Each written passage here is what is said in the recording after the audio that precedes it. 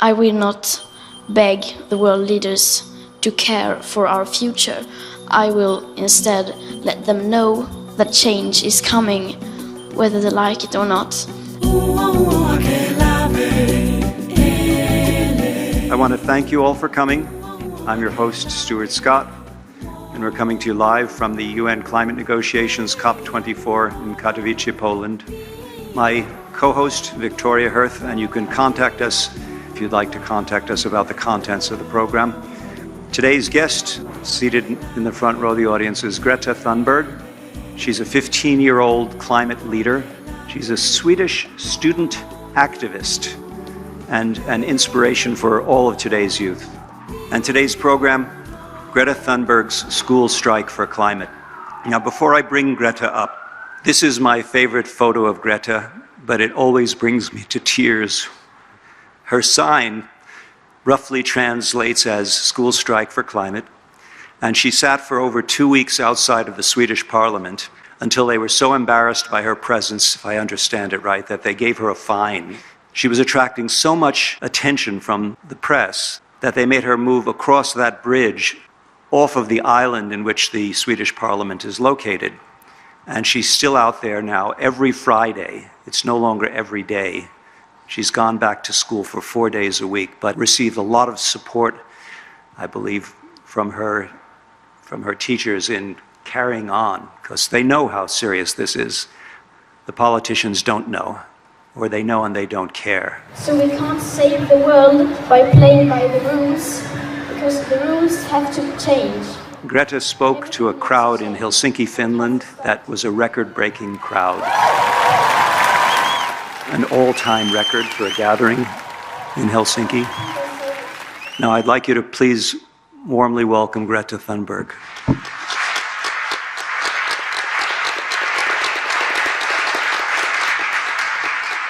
Now, I just want to give you, while Greta's sitting with us, an idea of what she's inspired. 15,000 people in Australia in over 30 places, 30 seasons. And just to add to that, as you probably know, got the support of the Senate to go on strike, despite the Prime Minister being against it. So it's really fantastic. At first, the Australian politicians chided the students and said, get back to school. You shouldn't be striking. You shouldn't be activists like this. Let me show a couple of the slides, and then we're going to ask Greta a few questions. So this is one of the many demonstrations in Australia. I love that sign. Make Earth great again. Beware radical child activist.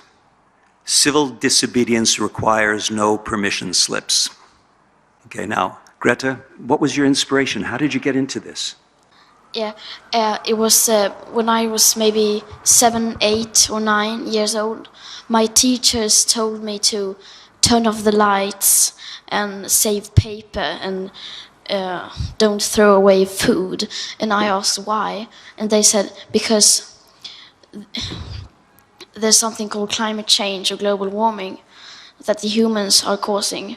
And I remember thinking that it was very strange that humans, who are an animal species on Earth, could be capable of changing the Earth's climate. Because if we were, and if it was really happening, we wouldn't be talking about anything else. And that will be our first priority. And then I started reading about it because I thought it was so strange, and I read about it more and more, and the more I read about it, the more I understood it.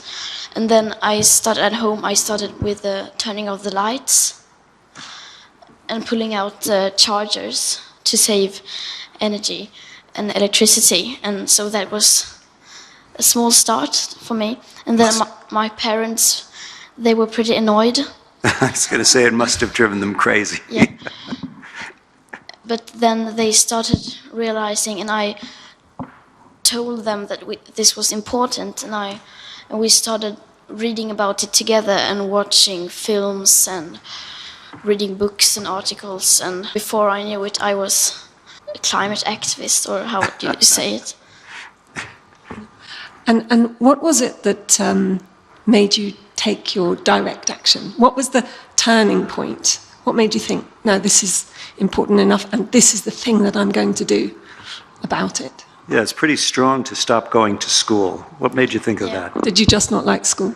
That's what my boy would say, I think. No, I don't. I like school. But there was some youth in the USA that refused to go to school because of the school shootings. And then I was in some kind of a group with several youth that we were going to come up with new projects to do. And then someone said, what if children did that, refused to go to school, but for the climate? And then I thought it was a very good idea, and I thought that hasn't been done before. And so then I tried to get people with me, but no one was really interested, so I had to do it alone. You tried to get people to do it with you to strike school? Yes. You asked your friends and they said no? And the people in that group also. Good for going it alone. I call her online and in person, not to her face, I call her Joan of Arc. She's really rallying the troops. In this case, the troops are the kids who know that we're compromising their world. Just to say, it really shows the power of being a follower, because you're a leader, but you're also following the people who were doing something similar somewhere else. And I don't know if you've seen that video about the first follower effect, but it just shows that the leadership through taking inspiration from others is really important. I believe you had a very important meeting today with Secretary General Guterres. Can you tell us something about how that went? Yeah, it was a private meeting with a couple of delegates from different parts of the world. And then I held a speech together with a guy from Fiji. And then we took a picture. And then Guterres, he talked as well. Can you tell us what you told him? Do you remember? Yes, I talked about climate justice, and I told him that for 25 years, countless of people have stood in front of the United Nations climate conferences, begging our world's leaders to stop the emissions. But clearly that has not worked, since the emissions are continuing to rise over and over. And so I will not beg the world leaders to care for our future. I will instead let them know that change is coming, whether they like it or not, and to beg the people instead to realize that our political leaders have failed us. So that I will not beg the world leaders, because they have ignored us and they will ignore us again. Hear, hear.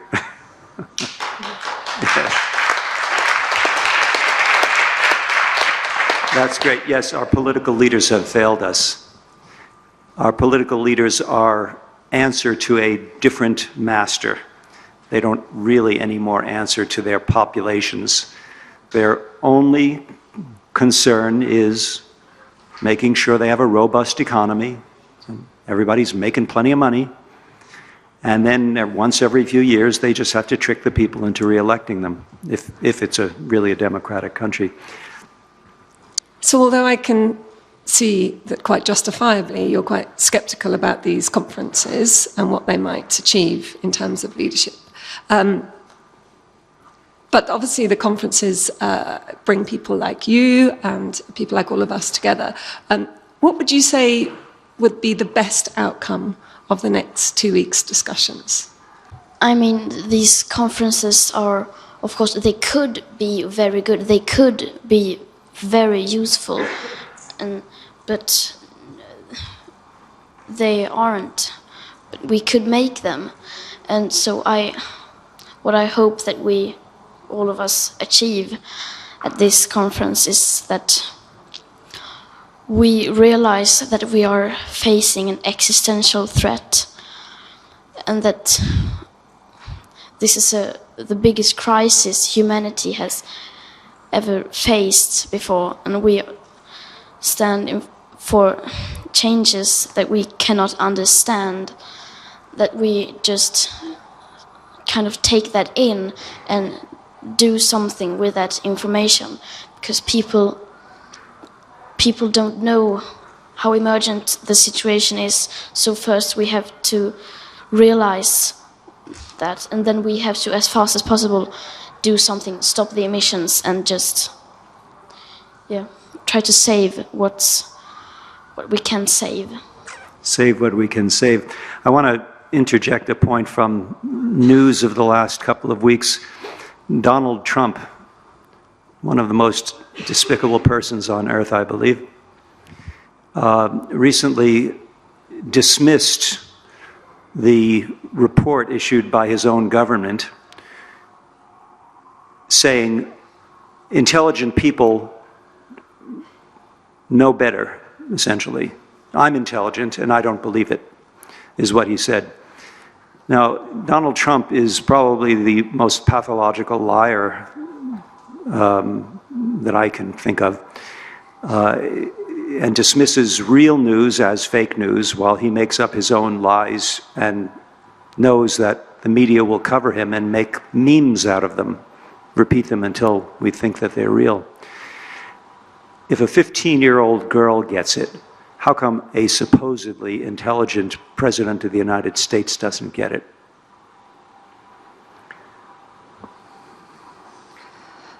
So, what message would you like to give now to all the other children like you around the whole world? They were all listening at this moment, and hopefully, via our wonderful media, they will be. What would you want to say to them? I would want to say that we have to understand, we have to realize what the old generations have done to us, what mess they have created, that we have to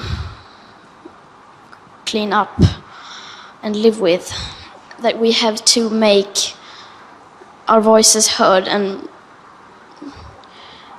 make them try to clean it up after them, just to make the voices heard. And how would you like them to make their voices heard? What would you, they said, how, Greta? What should we do? You can do anything. You can school strike, you can demonstrate on the streets, you can do anything. There's just one more question from me, and you might have some others, Stuart, and then I'm sure the audience may have some. What is it that gives you hope? I think that we today are we care very much. We say all the time we have to have hope.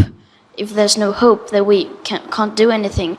But I think that even if there is no hope, we have to do something.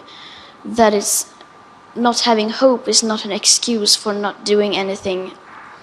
Because, of course, we need hope, but the one thing we need more than hope is action. Because once we start to act, hope is everywhere. So instead of looking for hope, we should look for action. And then, only then, hope will come. There's a gentleman whose name I'll mention, Dr. Herman Daly, who's said to be the founder of ecological economics, also known as steady state economics. And if we had steady state economics in place, we would not be in this mess, instead of infinite growth economics on a finite planet. And Herman Daly once said to me, when I was interviewing him online, he said, it's our moral, ethical obligation to have hope and to act. So you got it. I think we probably have a little bit of time for questions from the audience. I was just wondering, do you think there is not so much value in doing things based around social media and messages at conferences to bring people's voices in, or the only way is direct action, such as school strikes, that can make a difference? I think that we need both, but I thought why I striked is because I thought there was not enough direct action. But of course we need both. Lady third row in from the right, who's had her hand up for a bit. Thank you. Thank you, Greta. You're a great inspiration to all of us.